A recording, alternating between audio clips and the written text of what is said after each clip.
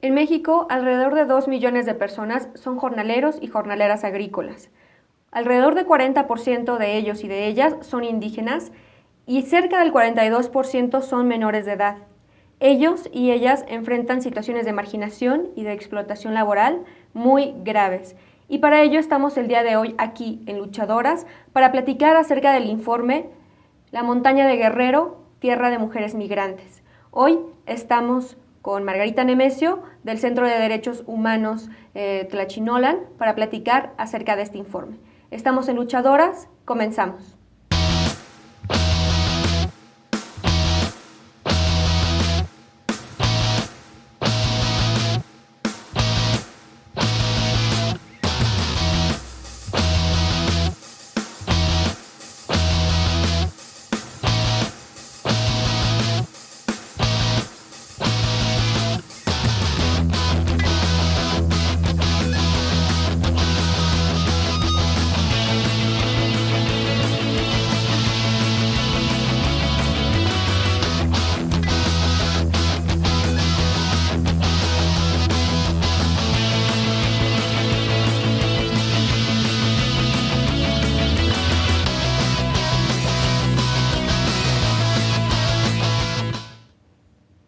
Hola, ¿qué tal?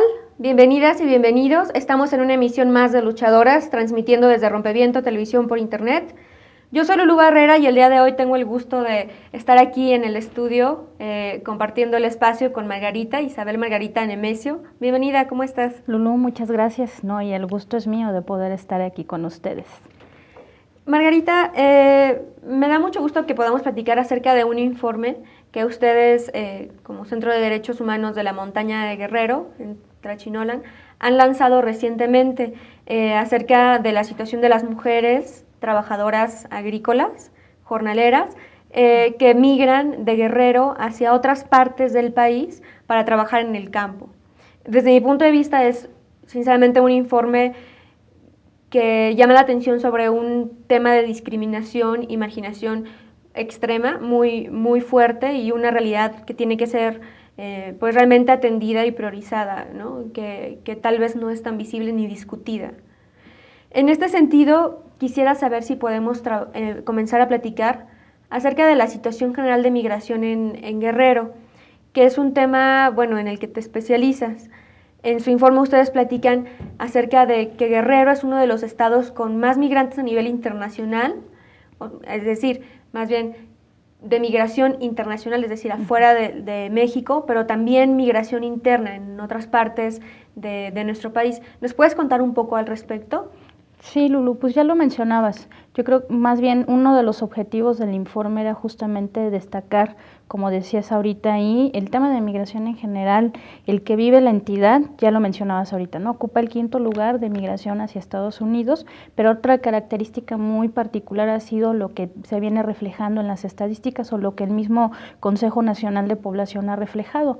Es una migración que ocupa ya por tercer, cuarto, casi 5.º año consecutivo, ocupando el primer lugar, y es una migración interna, principalmente para el contexto de Guerrero y particularmente para la región de la montaña, donde se ubican las oficinas de Tlachinolan, pues es básicamente una migración familiar. Hablamos de familias indígenas, niños, niñas, mujeres, hombres, que han ido conformando todos estos flujos migratorios y que le han dado esta característica. Entonces prácticamente Guerrero es una entidad de migrantes, ¿no? Expulsora básicamente, y Guerrero es un componente justamente de las entidades del sur de nuestro país que además conforman toda esta parte de estados completamente expulsores de mano de obra jornalera y que migran principalmente hacia los estados del noroeste, que es básicamente donde se ubican las agroempresas, agroindustrias como se les conoce, y eso es lo que ha dado cuenta justamente de que se tengan por un lado datos oficiales que dan cuenta de la magnitud del fenómeno, que eran los que tú mencionabas, ¿no? Que son más de 2 millones de jornaleros y jornaleras en el país, y eso es lo que queríamos destacar justamente, no solamente como fenómeno, sino que este fenómeno va acarreado de un sinfín de problemáticas, no solamente en el contexto binacional de la migración en Estados Unidos, por la política migratoria, sino lo que también se da aquí, ¿no? De las problemáticas muy concretamente que enfrenta la población en términos de violación a de derechos humanos, y era lo que nosotros queríamos reflejar concretamente en el tema de mujeres jornaleras indígenas. Ahora que lo mencionas, me parece entonces que podremos hablar como de situaciones permanentes de violaciones de derechos humanos. Por ejemplo, si hablamos del contexto que da origen a la migración, las condiciones de vida que pueden impulsar a familias a migrar, que pueden estar atentando, digamos, en contra de la posibilidad de tener una vida digna, pero estas mismas condiciones o otras condiciones también de marginación y de violación de derechos humanos permanecen durante su estadía como trabajadores fuera del Estado. Es decir, no, es una violación constante de derechos humanos. Exactamente, algo que y yo creo que igual para cualquier persona migrante lleva como dentro de todo su proceso justamente esta sistematización de violación a derechos humanos. Para la población migrante es justamente ese círculo vicioso, ¿no?, que nosotros ya hemos documentado a lo largo del trabajo de Tlachinola, que se desprende desde sus comunidades de origen y que parte mucho justamente por lo que tú acabas de mencionar, ¿no?, las condiciones estructurales que conlleva factores determinantes que ellos tengan que salir, que están derivados en el tema de marginación, exclusión social, pobreza, y bueno, Guerrero, y ya lo mencionábamos ahorita, la región de la montaña es una de las 7 regiones, y en general ella compone como los circuitos donde hay comunidades y municipios con índices de desarrollo humano de los más bajos en el país, y eso es como un detonante que lleva a que justamente desde ahí se vinculen violaciones, sobre todo en el tema estructural de atención por parte del Estado, ¿no?, o de las instancias de gobierno, pero que se genera porque hay muchos actores involucrados en estos procesos que además involucran durante su tránsito los trayectos que ellos o que ellas hacen a las diferentes zonas agrícolas, y que además se acrecientan mucho más cuando ellas ya se ubican en los campos de trabajo, y que eso merma todavía más su condición, ya no solamente como mujeres, sino como trabajadoras, como madres, pero que además esas violaciones las acompañan nuevamente de regreso a sus lugares de origen. Entonces es sistemático, ¿no?, que no, ya nada más no decíamos los factores de origen, sino todo lo que tiene que ver con condiciones de vida y condiciones laborales. Cuando hablamos de condiciones estructurales que detonan la migración, ¿a quién nos referimos en concreto, por ejemplo? Pues mira, un ejemplo que siempre retomamos nosotros es que justamente uno de los municipios, son 3 municipios actualmente eminentemente expulsores, 3 de 8 que son los que mantienen los flujos migratorios más elevados en la región de la montaña. De estos 3 hablamos de Metlatónoc, Cochuapa el Grande y Tlapa de Comonfort. Estos 3 ocupan los municipios tienen los más elevados índices de marginación, que conlleva desarrollo humano por debajo del establecido, ¿no?, como en términos de estándares que debe de haber en comunidades, sobre todo indígenas. Y esto tiene que ver y se desprende mucho justamente por la cuestión de la falta de infraestructura en los lugares, la falta de servicios, exactamente, viviendas, centros de salud, escuelas, albergues para niños que se desplazan igual de una comunidad a otra, caminos, alumbrado y todo lo que tiene que ver ya simplemente con cuestiones muy básicas. El tema de salud es como uno de los más cruentos allí, porque a veces carecen de centros de salud o los hospitales mucho más cercanos les quedan a 3 o 6 horas que implica el desplazamiento de sus comunidades. Y además la otra es con la falta de medicamentos, personal, y que además pues va asociado justamente con la falta de atención en general de lo que ellos puedan reclamar. Y que además eso tiene que ver también, como decías, la falta de carreteras y las limitantes en la alimentación, pues se generan niveles de desnutrición muy elevados para la población infantil, y que además va pegado justamente a las condiciones de nutrición en mujeres. Mujeres son las que tienen en el estado, junto con Oaxaca y Chiapas, índices muy elevados de muerte materna infantil, derivado de la falta de atención, ¿no? Los accesos a servicio de atención a la salud y seguridad social, pues se adolece eso en la región, pero que lleva a que en una complicación de parto, pues si no es atendida en su comunidad y con falta de caminos, pues dificulta, ¿no? Y muchas de ellas llegan a fallecer o en su comunidad o en el trayecto o en el hospital. Entonces es alarmante la situación que lleva, pero además si ellas gestan y tienen 3, 4 niños, pues en términos de la nutrición está mermada su salud, pero eso implica lo que conlleva a tener 3 o 4 hijos, ¿no? Porque además su vida reproductiva empieza desde muy jóvenes. Entonces prácticamente digamos como que son de los factores que lleva junto con otros, ¿no? Que ya tiene que ver con cuestiones de más en las comunidades o en términos de política o de atención. En su informe también comentan que todo este contexto, digamos, de marginación se agrava con otras situaciones de violencia que viven las comunidades y que se viven en la montaña, como el narcotráfico o la militarización. ¿Nos puedes contar un poco más acerca de este contexto? Sí, fíjate, eso se ha venido a sumar justamente como uno de los factores que ha llevado a que algunas comunidades tengan que o desplazarse o buscar como una alternativa, ya no solamente la pobreza derivado de la parte económica, ¿no? Sino que justamente esto ha forzado que la decisión se genere que ellos tengan que salir obligadamente de sus comunidades, ¿no? Ya no solamente es la alternativa de encontrar una fuente de empleo, sino es por el tema de seguridad, ¿no? Claro. Lo que implica estar en una comunidad sin que las autoridades se involucren y que además se ha ido agudizando mucho más y que es como el contexto general en la entidad, ¿no? La militarización también que en otro momento empezaba como los circuitos de control o demás, y ahorita asociado al tema de violencia, pues ha llevado a que se vayan introduciendo en estas rutas que justamente donde están establecidos estas comunidades o municipios, y en lugar de que denote como en un factor de seguridad para las comunidades, pues ha generado sobre todo también violaciones, ¿no? En términos de la atención, o que a veces la forma en cómo llevan o se realizan los trabajos adrementan o arremeten contra la misma población, y eso lleva a que ellos no sientan seguridad, tengan que desplazarse a alguna comunidad cercana, o simplemente una alternativa es que ante eso ellos encuentren una salida migrando, ¿no? Porque son periodos además de migración muy largos, entonces la alternativa de poder tener por lo menos una tranquilidad más segura en términos de fuera de la comunidad es justamente en una zona agrícola, ¿no? Seguridad tanto, o sea, libertad, o sea, estando libres de violencia, pero también seguridad económica, ¿no? Exactamente, sobre todo es como la parte, uno de los elementos claves, ¿no? Para ellos la seguridad económica, que además genera todo lo otro, ¿no? Alimentación, salud, etcétera.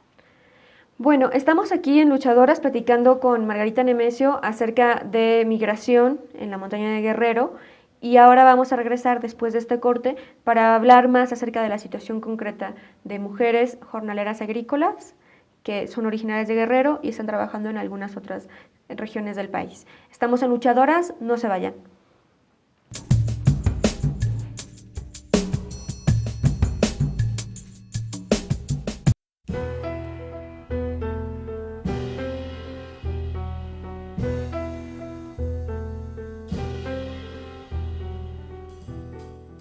Bueno, creo que la información que ofrecen, por ejemplo, las dos grandes compañías que pueden ser Televisa y TV Azteca es muy parcial. No creo absolutamente nada de lo que dicen. Ya estamos en un país que no creemos nada, ¿sí? No le atino. Bueno, yo tengo una idea que son monopolizados, deberían ser para todos, están muy controlados, entonces eso no me parece buena idea. Que para empezar no me gustan y no les creo. Hay veces que dicen, por ejemplo, aquí en el mercado que se quemó, y hay muchas cosas que dijeron en las noticias y no eran ciertas. Pues ya ves que manipulan todo, Televisa. Pero lo que no me gusta es mucho el amarillismo. Poco creíbles. Pues el medio masivo de comunicación lo primero que debe tener pues es el valor, ¿no? Para no callar las verdades. ¿Rompeviento? ¿Rompeviento? Estate quieto, algo así. Pues sí, no sé decir cosas de rompeviento así nada más. Bueno, es como una defensa ante un ambiente muy hostil. Como pues algo que va como revolucionar, algo pues positivo. ¿Rompeviento? Sí, ¿no? Es un rompeviento, es algo, ¿no? O sea, como, no sé, pues... Un aparato, no sé. Ah, pues rompeviento es como ese objeto que me va a permitir avanzar, ¿no? Rompeviento sería...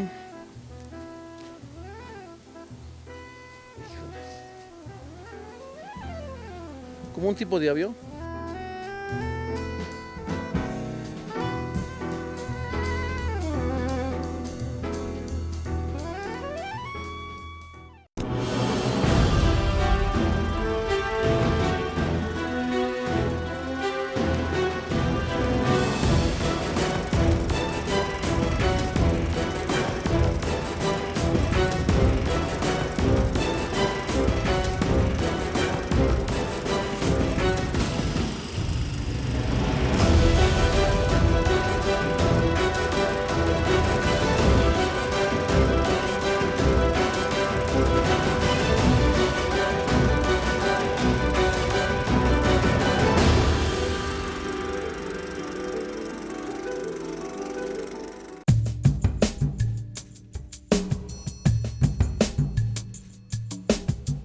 Estamos de regreso en Luchadoras. Hemos estado platicando con Margarita acerca de la situación de migración en la montaña de Guerrero, particularmente en el contexto de trabajo agrícola. También en el informe que ustedes están presentando en estos últimos meses, nos hablan acerca un poco de una modificación constitucional al artículo 27 que sucede en 1992 y que tiene efectos importantes en cuestiones de tenencia de la tierra y otras que afectan a los campesinos y campesinas. ¿Nos podrías platicar un poco en qué consistió esa reforma y sus efectos? Sí, bueno, fíjate que uno de los más visibles y que más bien nosotros lo planteamos desde la lógica de cómo generó desventajas, como decías, para los campesinos, ¿no? en el sector rural, sobre todo a los pequeños agricultores. Esas modificaciones que se hicieron beneficiaron o generaron mejores subsidios para el campo, pero sobre todo para el sector agrícola entre medianos o sobre todo grandes agricultores. Era inyectarle mayor productividad y que eso es lo que generó justamente que en algunas actividades todo lo que implicaba en atención para los pequeños agricultores en zonas rurales, por ejemplo como de la montaña, pues tuvieran acceso a mejores programas o apoyos para el campo, eso se dieran, pero la gran mayoría de los subsidios fueron y beneficiaron para incrementar la productividad y meter sobre todo tecnología, mejores, exactamente, ¿no? Generar eso, porque además pues una de las partes a las que ha contribuido justamente toda esta productividad, pues es Tecnificas, que fue una de las ventajas y de las modificaciones, que justamente tecnificar, porque al tecnificar permite que la calidad del producto sea mucho mejor, pero además también garantiza que las empresas o los agricultores pues puedan exportar sus productos. No es una distribución meramente pensada como para el mercado nacional, que eso es una desventaja también en estas modificaciones, exactamente, y que ahí los campesinos o de zonas rurales o los pequeños productores no tuvieran acceso a ellos, ¿no? Entonces una limitante porque pone en desventaja ya no solamente el acceso a la tierra o la tenencia de la tierra, sino que además esa tenencia está garantizada para los productores en unas zonas a destacar, sobre todo en estados como Sinaloa o Baja California. Entonces toda esa productividad lleva a que se abra el campo mexicano y se expanda y que además se toquen temas muy fuertes, sobre todo como decías ahorita con la importación y con la exportación de los productos, pero que además se abre un circuito también con el tiempo de flexibilización de los mercados de trabajo rural, que es lo que conlleva a que esta productividad en estas zonas agrícolas permita, pues tecnificas en unas zonas, pero en otras implica mayor contratación de mano de obra. Entonces uno de los engaños con esto es que según generas fuentes de empleo, pero las generas en ciertas condiciones, entonces tu fuente… De desigualdad. Exactamente, y se genera porque contratas población en condiciones de explotación y que además tienen un perfil muy particular, que son básicamente jornaleros y jornaleras provenientes de zonas indígenas y donde justamente como campesinos pues no vieron los beneficios de estas modificaciones que se hicieron al artículo 27 y que entonces para generar un tipo de subsistencia familiar, pues esta alternativa de empleo la encuentran en estas zonas agrícolas, pero en condiciones de explotación, ¿no? Que son las que siguen imperando hasta la actualidad.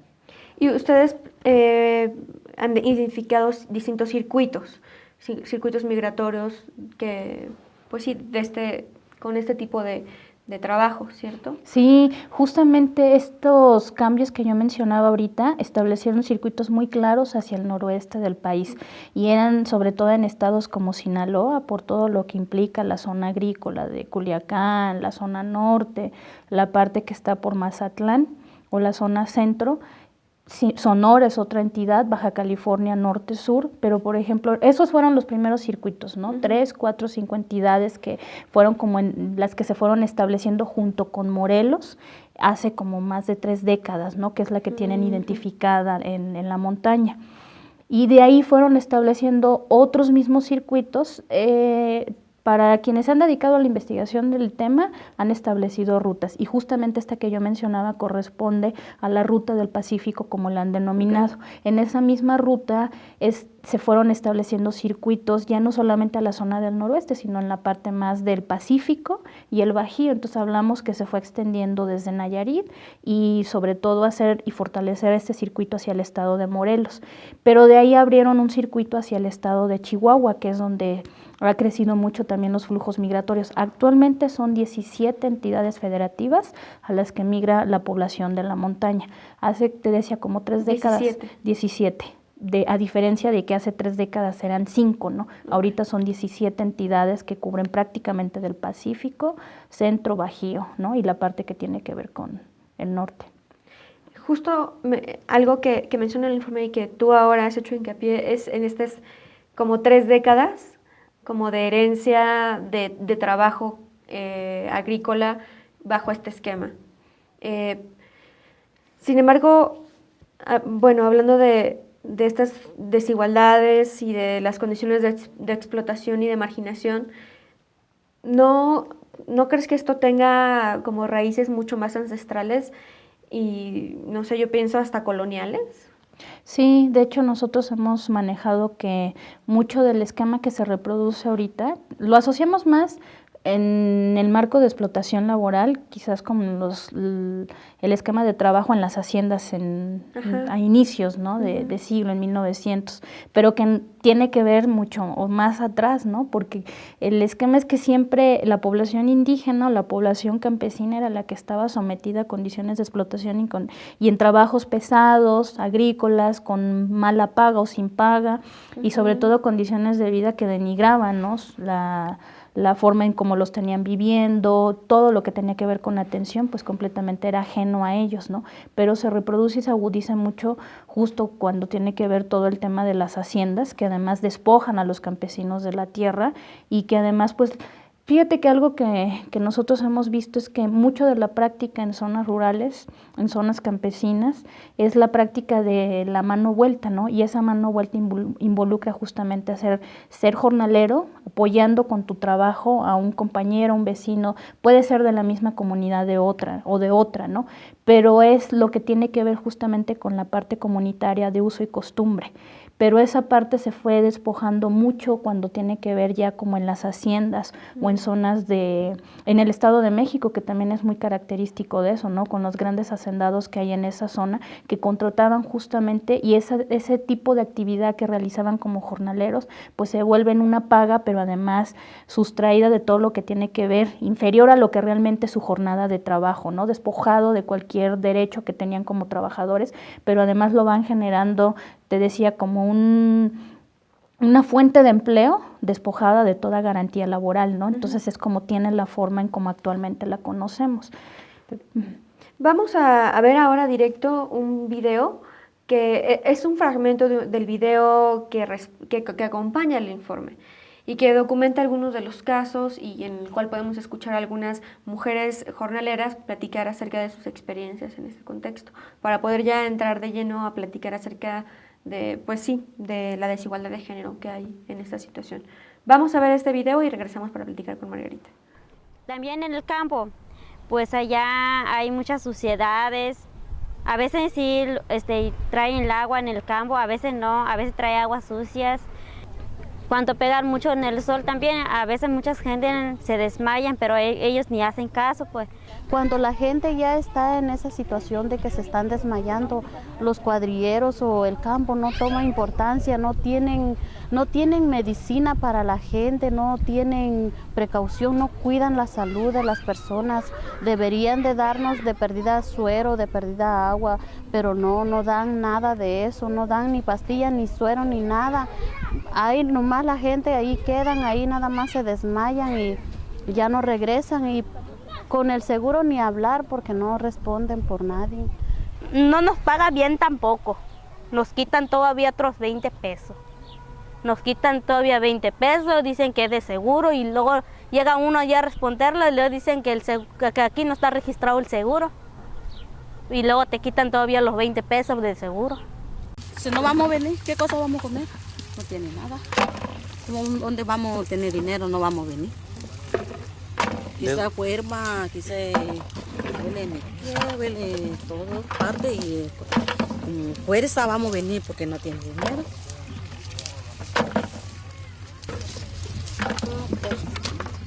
Porque no tenemos dinero ahí, después toda gente buscan trabajo, de trabajar para ganar un peso, para comprar lo que necesita.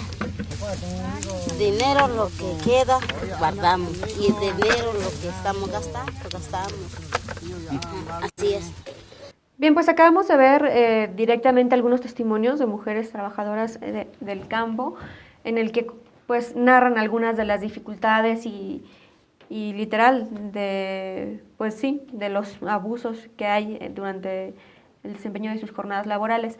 Pero antes de que profundicemos en estas situaciones, hablemos un poco de la magnitud de la presencia de las mujeres en la migración para el trabajo en el campo. ¿En qué nivel participan las mujeres también de estas corrientes de migración? Pues mira, de los datos que nosotros hemos recabado, es práctico, como lo decía, como es una migración familiar, prácticamente la mujer está involucrada en todo el proceso, ¿no? O sea, ellas desempeñan no solamente el rol de mujer, esposa o ama de casa, ¿no? Cuando ellas se involucran ya en estos procesos migratorios como jornaleras, se vuelven trabajadoras asalariadas, pero además en las mismas condiciones de explotación realizan las mismas actividades que sus esposos, que sus hijos o que los demás compañeros. Se levantan a la misma hora, aunque a veces eso involucra una jornada que no es la considerada, ¿no? Porque muchas de ellas se levantan a las 4 de la mañana para preparar alimentos, para preparar a los niños, si es que en el campo hay guardería, implica hacer todos los arreglos antes de irse, pero su jornada en el campo es exactamente la misma, ¿no? Las mismas condiciones en que ellas entran, en que cortan, en que deshiervan, aunque también a veces están como limitadas, pero lo que hemos visto durante todo este tiempo es que también limitan, pero más bien por su condición étnica, ¿no? Tanto a hombres como mujeres. No les dan trabajos asociados, por ejemplo, con el empaque u otro tipo de actividad mucho más remunerada, sino prácticamente por ser población indígena, por lo general les dejan los trabajos mucho más pesados, mucho más duros. Y menos remunerados. Exactamente, y los menos remunerados. Bien, vamos a hacer un corte para regresar y platicar un poco más ahora sí acerca del centro del informe, que es el papel y la situación de las mujeres migrantes jornaleras agrícolas. Estamos en Luchadoras, platicando con Margarita Nemesio, del Centro de Derechos Humanos de la Montaña Tlachinolan. Ahora volvemos.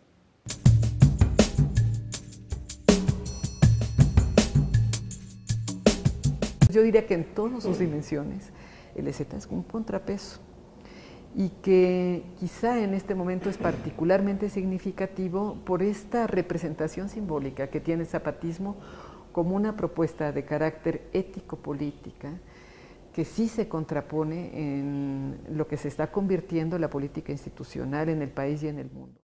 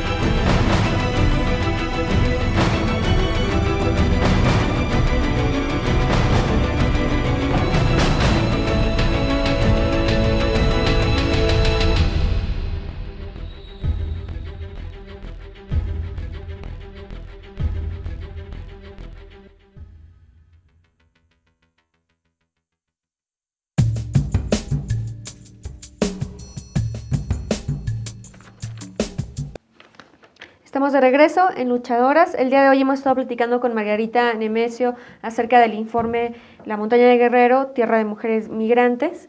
Y nos platicabas, Margarita, justo antes de irnos, acerca pues de que las mujeres hacen jornadas laborales completas, que son pues de un trabajo muy pesado, son extenuantes, las hacen en el campo de manera igual que los hombres, pero que sin embargo ellas también hacen todavía tienen toda una carga de trabajo asociada a su rol reproductivo, ¿no? Estamos hablando de que ellas trabajan en realidad dobles, triples jornadas, ¿no? Sí, es muy complicado el rol que les toca desempeñar, ya lo decía, por las jornadas de trabajo, el cuidado de los niños, la atención que implica a veces la que le tienen que dar al esposo, al marido, al acompañante, pero además lo demandante que también tiene dentro de estas actividades agrícolas, ¿no? Que responden justamente a esquemas de contratación que son, pues a veces sobrepasan su condición, ¿no? Como decías, por el rol reproductivo, las repercusiones que tiene, porque muchas de ellas pues son madres y eso implica que muchas de ellas tengan que estar embarazadas o en una situación en donde tienen que estar amamantando a los hijos y eso complica todavía más, sobre todo lo que tiene que ver con cuestiones de protección en el campo y de seguridad. Entonces todas esas cosas se dejan de lado porque además también por ser mujeres, esa misma condición lleva a que vivan situaciones complejas de violencia no solamente intrafamiliar, sino una violencia asociada al acoso sexual, al maltrato y que además se deriva mucho de la gente que está en el campo, no meramente de la población o de los jornaleros que están con ella, sino a veces es el tractorista, a veces es el apuntador o al que llaman mayordomo general, y ese acoso ni siquiera es atendido, ellas ni siquiera saben y cuando hablan o dicen algo, pues las acechan más, el acoso se incrementa mucho más y sobre todo además va generado con amenazas y ellas son las menos escuchadas en esta situación tan concreta. Y si a eso le asocias el tema de salud, entonces sí es muy complejo, ¿no?, la realidad que ellas viven. Bueno, creo que de entrada podemos irnos directamente a ver otro fragmento del video que acompaña este informe, porque habla en voz de ellas mismas acerca de esta situación que nos platicas ahora. Vamos a ver este segundo fragmento del informe del Centro de Derechos Humanos de la Montaña de Tlachinolan. Regresamos. Los hombres, como en este campo donde estamos, los hombres casi, la mayoría siempre los molestan a las mujeres. Pero nosotros como mis papás y mi mamá nos enseñaron cómo defendernos. Y nosotros cuando nos molestan, nosotros le decimos que no nos moleste. Entonces, cuando algunos me molestan, luego los golpeo. Como el año pasado golpeé 2 porque me empezaron a decir cosas. Un señor me quería abrazar, por eso lo golpeé. Me siento orgullosa para defenderme a mí misma, pero hay algunos que no saben defenderse y se dejan. El año pasado duré un mes, no podía caminar y había bastante tomate, no podía hacer. Nomás llegaba de 250, no podía de 300 porque me dolía el pie, porque me lo quebraron. ¿Por qué te lo quebraron? Porque me rendía más, por eso.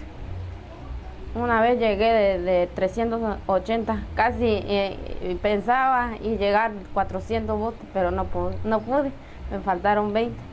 Y el señor llegó 300 nada más, le gané con 80 botes, por eso me pateó. Bueno, en cuanto a las condiciones laborales, lo primero que te impacta es llegar al campo y ver nada más las espaldas de las personas agachadas, ¿no? Entonces es un motivo de consulta y mucho en mujeres son los dolores musculares, dolor en la parte alta de la espalda, los brazos. Y yo creo que esto a las mujeres pues aún más les repercute, ¿no? Porque además de estar en esa posición, cargan muchas cosas, cargan a los niños, ¿no? Había señoras que traían acá al niño y luego se están agachando. Y obviamente todo esto es un esfuerzo extra para el cual no está diseñado el esqueleto, ¿no? Y las niñas ves muchísimo cargando a los hermanitos. O sea, son mamás como de 5 años cargando a bebés de 1 año y medio, ¿no? Entonces obviamente su constitución no está adaptada para cargar ese peso.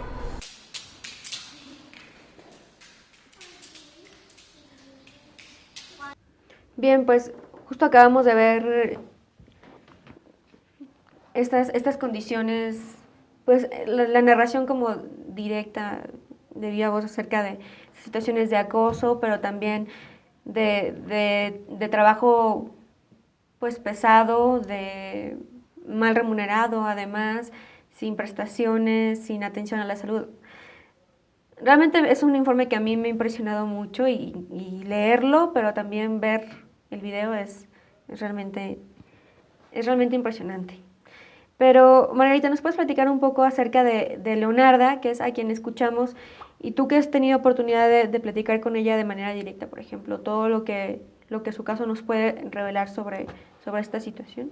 Sí, mira, Leonarda es un ejemplo claro justo de lo que mencionabas ahorita, ¿no? Pues entristece y te genera así como impunidad de saber que son mujeres explotadas y que además son el claro ejemplo de una esclavitud moderna. Exacto. Que no necesitan cadenas, ¿no? Porque lo decía Leonarda. No solamente Leonarda ha sufrido acoso, un día justamente que le estábamos haciendo la entrevista, ella había sido un día anterior acosada por un tractorista, pero además en la entrevista cuando ella va narrando y diciéndote 300, ella en realidad se refería a que ella tiene una dinámica muy rápida, porque además es eso, la condición de esta esclavitud sin cadenas lleva a que tienen que esforzarse o no esforzarse, más bien es una sobrejornada aplicada, que tienen que hacer un ritmo de trabajo para cortar una cantidad de productos, ya sea jitomate, berenjena, pepino, chile, etcétera, las variedades de hortalizas a las que ellos se dedican a cortar, pero además lo tienen que hacer sobre todo para garantizar el salario de ese día. Y cuando ella decía 300 se refería a que ella al correr en los campos decía yo puedo juntar 400, casi 400 baldes en un día y implicaba que ella se tenía que colocar 2 botes de pinturas, cada uno con una capacidad de 20 kilogramos aproximadamente. 40 kilos. En cada hombro. Lado derecho, lado izquierdo, por eso cada es vuelta. Por cada vuelta, efectivamente. Entonces imagínate el margen de explotación que una mujer hace por un día de trabajo, por una paga que allá el trabajo para ella se las están pagando ahorita en 67 pesos, 69 lo más, y al cortar esos 400 baldes que ella mencionaba implica que ella pueda estar recibiendo por lo menos 120, 300 pesos y que eso es lo que a ella le garantiza la subsistencia de ella, de sus hermanas y de su mamá, ¿no? Entonces yo creo que Leonarda justamente sintetiza la parte de esta esclavitud que sufren las familias jornaleras, concretamente para el caso de las mujeres en estas condiciones, como tú decías, desde todo lo que conlleva la desprotección jurídica, ¿no? No solamente en temas de salud o seguridad social, sino todo lo que implica su falta de acceso a la justicia social. ¿Cuáles son las oportunidades o las posibilidades de que ante un caso de violencia, de acoso sexual, un abuso sexual, ataque, abusos a la integridad física, una mujer que vive en el campo y trabaja en el campo pueda denunciar y pueda tener alguna esperanza de que haya un proceso de justicia que consigne a su agresor? De lo que nosotros hemos identificado y documentado a lo largo de este trabajo, y sobre todo cuando andábamos haciendo toda la recopilación de información para el informe, te puedo decir que es nula. El acceso, ya lo decía yo ahorita, a la justicia social, o que ellas solamente puedan denunciar, ya no solamente la cuestión asociada a sus condiciones laborales, sino temas tan complejos como la violencia o un tema de acoso, es nulo, ¿no? No es una población, no son mujeres escuchadas, no son mujeres atendidas. Se habla de que les dan talleres informativos, de capacitación, que haya asistencia por parte de las instancias encargadas de velar por la seguridad de ellas, por lo menos en las zonas donde nosotros hemos andado, por lo menos con la población que acompañamos, esto no ha sido muy claro, ¿no? No es evidente ver a una mujer que se esté apropiando de derechos que saben que ella puede, a los cuales puede acceder y sobre todo ejercerlos como tal. No, ellas tienen muchas limitantes, ¿no? No hay alguna autoridad que pueda llevar su caso, que pueda asesorar y sobre todo que pueda acompañar y garantizarles como un debido proceso ante una situación como las que ya comentábamos. Es nula y lamentable que las mujeres se tengan que enfrentar a estas limitantes. Pero al mismo tiempo también les escuchábamos a Leonarda decir: yo les pego, o sea, mi mamá me enseñó a defenderme, o sea, realmente son también al mismo tiempo como mujeres aguerridas, admirables, trabajadoras, fuertes y que tratan de trabajar por la sobrevivencia, ¿no? Han conformado eso por los escenarios que les toca enfrentar, ¿no? Es como parte de esa identidad que ellas han ido construyendo en estas zonas de trabajo y porque además involucra que su relación con los hombres, la relación con los varones, pues no sea solamente la que conocen en su comunidad, ¿no? Sino de que en estos campos hay mucha competencia, ¿no? No solamente con jornaleros o compañeras de la misma comunidad, sino con jornaleros de otras zonas, que implica quién corta más y que lo que genera que esa velocidad les va a garantizar un mejor salario. Entonces, toda esta competencia, toda esa situación concreta de la que ya mencionábamos anteriormente, pues lleva a que ellas tengan que, como decías, defenderse, no quedarse calladas. Muchas de ellas es complicado también por la cuestión de que a veces no hablan el español, que es una limitante que agudiza que estas situaciones no las puedan denunciar o decir tal cual, ¿no? Y cuando las dicen ante la comunidad, pues no es tan creíble, además es eso, no le dan mucha credibilidad y ellas generan pues algunas prácticas que puedan garantizarles por lo menos alguna defensa para su persona, ¿no?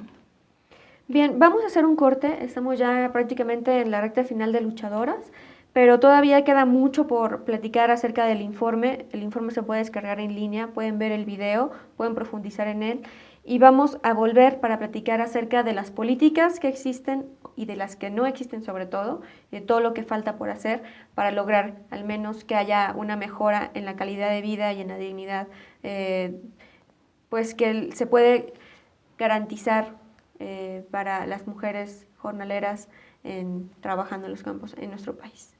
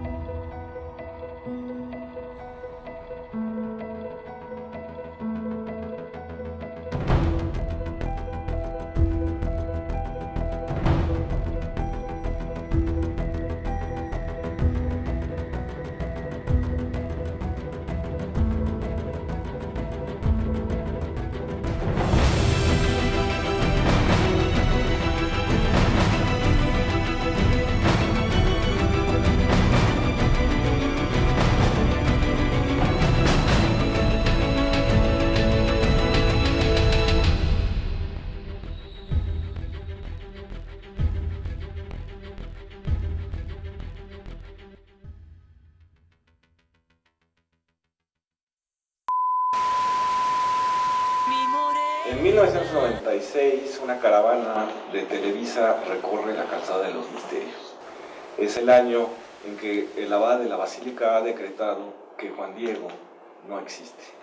Así comienza la historia de mi novela La Nación TV, la novela de Televisa. ¿Cuál es la historia de Televisa, no solamente en su relación con el poder político y el económico, sino incluso a nivel de las oficinas? ¿Qué pasaba en los foros? No existe una sola historia de Televisa, sino varias de sus versiones. Nación TV, que es una novela que yo hice, cuenta una de las posibles versiones de la historia de esta televisora durante 50 años. Está publicado por Grijalvo y ya lo pueden ir a comprar. Cuando mueren, tienen el gesto de terror. O sea, yo nada más de imaginármelos, dije, a ver, algo está pasando. En la sociedad mexicana algo está pasando.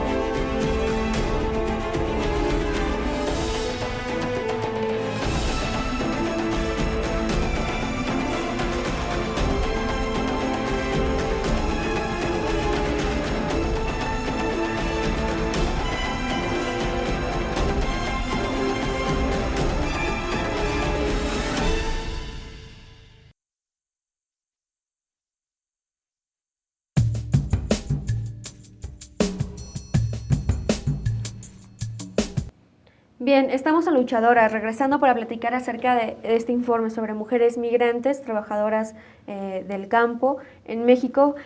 Y Margarita, ¿nos puedes hablar un poco más acerca de las condiciones laborales para que podamos realmente como dimensionar todo este parámetro de explotación del que estamos hablando? Pues mira, este trabajo, para empezar, se desprende de que hay ausencia de contratos. Los contratos se hacen de manera verbal, todo lo que se pacta es de manera verbal y ni siquiera es directo con el empresario agrícola o el agricultor que los está contratando. Por lo general siempre ellos tienen intermediarios o contratistas que van a la región, sobre todo a la montaña, particularmente enganchadores, otro tipo de actor que sea como el intermediario, pero por lo general todo lo que tiene que ver con salario, jornada, vivienda, albergue, guardería, centro de salud o los desplazamientos de si van a ir en autobús o van a pagar por su cuenta el pasaje, todo eso se pacta de manera verbal. Entonces, desde ahí, eso es lo que también hace que las violaciones a derechos laborales para la población pues no tengan ninguna garantía, ¿no? Sobre todo, como decías hace rato, ¿no? De una atención jurídica, porque se genera desde que se pactan en la comunidad y esto se acrecienta más cuando están en las zonas agrícolas, particularmente si esto se asocia al tema de mujeres, que es en general, afecta en general a las familias, pero que es muy visible porque golpea justamente en términos de la atención que debieran de ellas tener en algunas cuestiones muy particulares. Eso asocia a que, por ejemplo, carezcan, como es población temporal, ha sido uno de los argumentos para no generar, por ejemplo, seguridad social, ¿no? Su incorporación al IMSS, que es una limitante que lleva a que en algunas zonas tengan que darles pases para que ellos puedan acceder a un tipo de atención, o algunos de ellos hacen valer el seguro popular, que además no se los hacen válidos porque la gran mayoría les argumenta que como son migrantes temporales, no tienen el acceso a que se les garantice o se les otorgue el servicio, sobre todo en estas zonas agrícolas. Y asociándolo más, por ejemplo, en el tema de maternidad, todo lo que está contemplado en términos de la ley, de la atención a maternidad, o antes o después del parto, todo eso es una ausencia completa para las mujeres, ¿no? También leía yo en el informe que hay descuentos, por ejemplo, que les descuentan por si cortan mal o cualquier cosa, hay descuentos de por sí a salarios ya bastante exiguos, ¿no? Eso es una medida y es una constante, ¿no?, que toman en los campos. O sea, ya lo decía, si cortan mal el producto, si de repente ellos tienen que incorporarse, porque además los trabajos los hacen estando agachados para darle mejor corte al producto y no dañarlo. Entonces, si ellos se incorporan, beben agua o salen o quieren un descanso, eso amerita en ocasiones. ¿Beber agua? Sí, beber agua. Eso lo documentamos perfectamente en Sonora y de hecho la población a la que entrevistamos pedía el anonimato por eso, porque decían en algún caso por pararnos a beber agua o por pedir agua amerita ya no solamente que les recorten parte de su salario, sino que además o lo suspenden de 1 a 3 días o en algunos pierden su fuente de trabajo. Y eso es una condición que no está garantizando ninguna protección a sus condiciones laborales, ¿no? O, por ejemplo, en el caso de mujeres, si las mujeres van con sus niños y ellas tienen que tener un espacio seguro, higiénico, que no lo hay, porque además hay muy pocos campos que cuentan con comedores, entonces tienen que amamantar a sus hijos en los surcos. Eso implica en muchas de las ocasiones también sanciones para ellas. Y por lo general repercute mucho justamente en sus salarios, se los descuentan o les pagan medio salario y eso es, en términos de lo que tendría que ver con inspecciones de trabajo, eso no se contempla, ¿no? Entonces son violaciones constantes que no les dan ningún tipo de protección laboral. ¿Y hay desigualdad salarial entre hombres y mujeres? Fíjate que no es muy visible, digamos, porque ya lo mencionaba, es como las jornadas las realizan igual. Lo que podría hacer la diferencia justamente es como la cantidad del producto o lo que ellas corten que garantizaría su salario. Sin embargo, sí hay algunas zonas donde sí se ve esta desigualdad, ¿no? Por el tipo de actividad. O sea, si la mujer no puede cargar el costal de chiles, implica que a lo mejor su salario sea mucho menor al del varón, ¿no? O si hay una mujer que lo puede hacer, a ella le incrementan, pero su incremento no es tan visible, ¿no? Entonces, pero te digo, a lo mejor en la generalidad no se ve, pero en ciertas zonas sí impera mucho eso, ¿no? Y entonces no es es equitativo, porque al final te decía, las condiciones se pactan igual, en condiciones igual, pero en términos ya del trabajo real sí hay afectaciones directas para ella. Claro, y bueno, sigue teniendo la mujer la carga del cuidado de la familia, mayormente. Sí, que es como el mayor soporte, pero que además se vincula hasta con el cuidado, la higiene del lugar donde viven, la educación de los niños, la parte reproductiva, la parte laboral. Entonces sí, son como diferentes roles que contempla que la mujer, ya decía, va desde madre hasta trabajadora asalariada, ¿no? Y que son roles que no se contemplan y están desdibujados desde la realidad como mujeres jornaleras.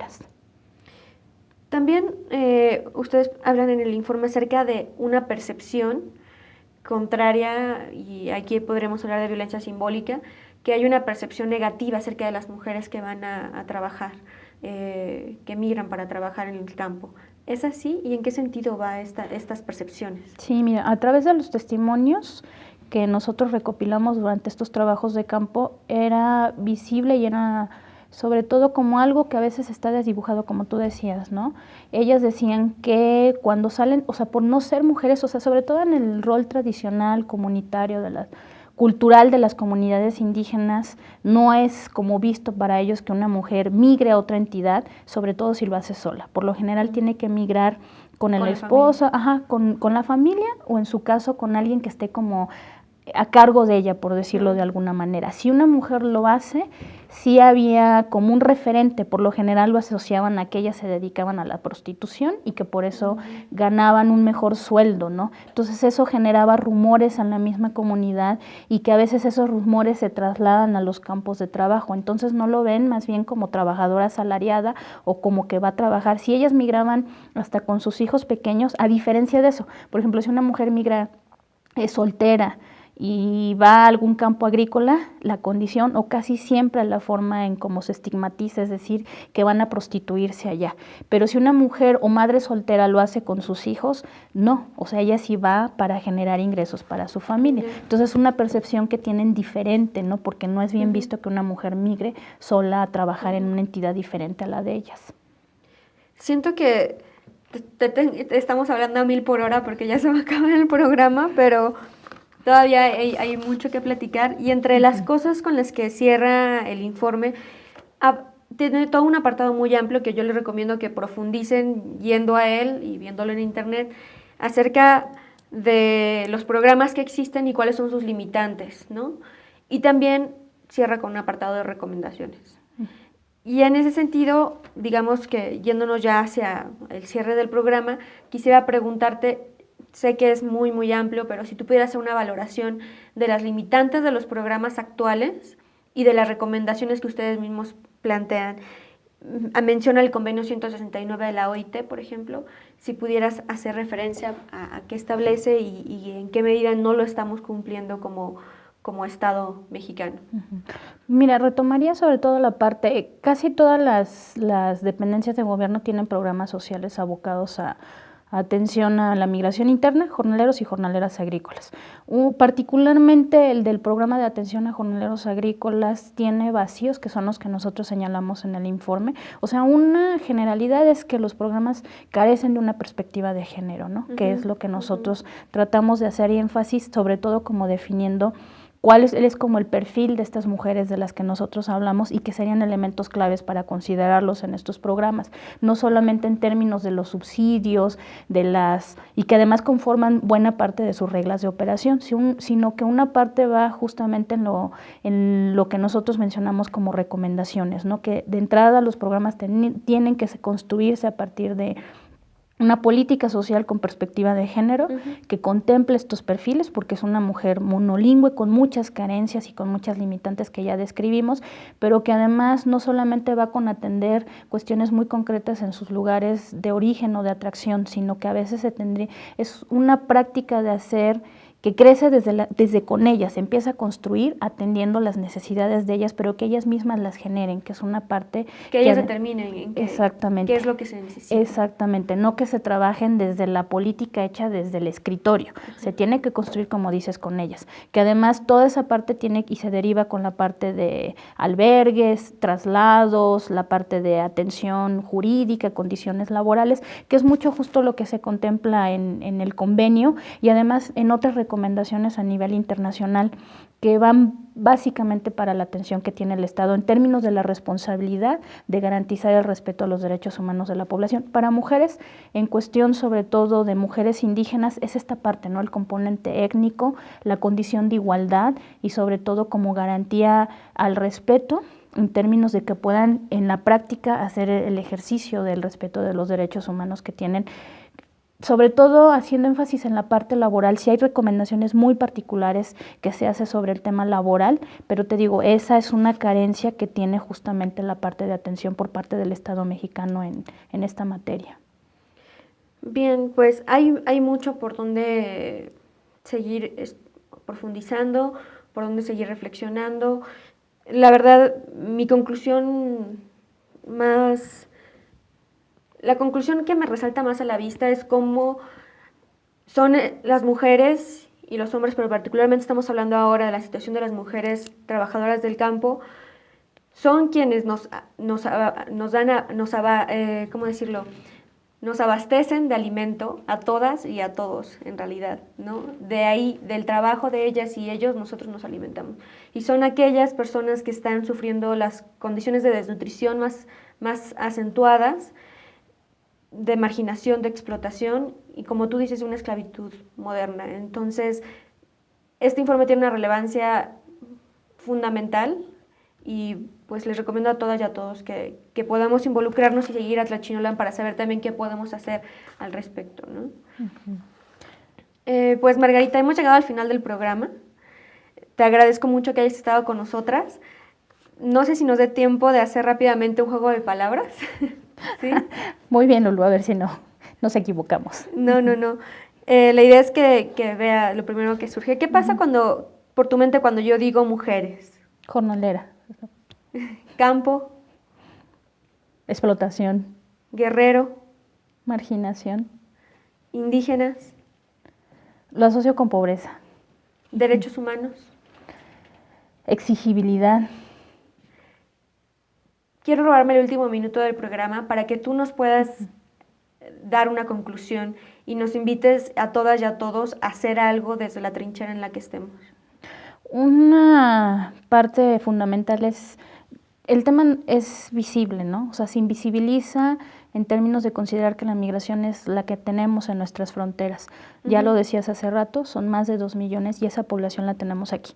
Y muchos de esos productos que nosotros consumimos, que nos llegan, van marcadas justamente de violación a derechos básicos, ¿no? De mujeres que ya carecen y padecen situaciones muy complejas en sus comunidades de origen, pero que son portadoras de muchas vivencias, de historias que son las que están en el informe, de muchas con dolor, con tristeza, pero muchas sobre todo lo que manejamos aquí, sueños. Ellas construyen sueños y esos sueños los podemos reflejar nosotros a través de no silenciarlas, de que esos paliacates no las sigan cubriendo, ¿no? Esa es una garantía que podríamos hacer nosotros desde acá.